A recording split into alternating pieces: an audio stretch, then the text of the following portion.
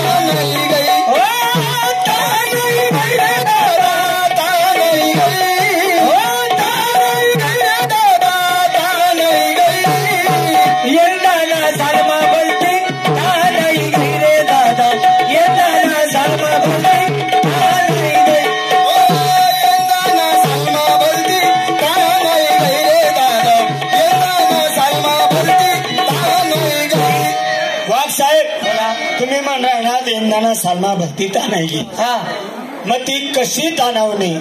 यंदाना सालमा कशी ताणायली? छोट्या शेतकरीशी मनाकडे 10 बिघा जमीन शे बरोबर या चालले कपाशी लई देऊ, कपाशीला मूळभर पैसा येईल आणि शेतकरी मायबापचं जीवन सगळं शेतीवर शे। त्यांना गर्भवतीला भरपूर ताण शे, पोरनं लगन शे, पोरीने शाळाने फीस शे, सावकारा 2 पैसा देण्याचे बरोबर। आणि देख शेतकरीला कोण मारस? एक तर निसर्ग मारस, नाही तर मग सरकार। जो बंद गर्भ माल शे तोपर्यंत मालले भाऊ ताईडे आणि 1 तारखे घरना बाई माल निघणार भाऊ असा खरं कम उतरीचा आहे। या चालले तेच होईना, पहिला तोडा काढा तर बोंडाई पडी गे। शेतकरी वावर मजाये,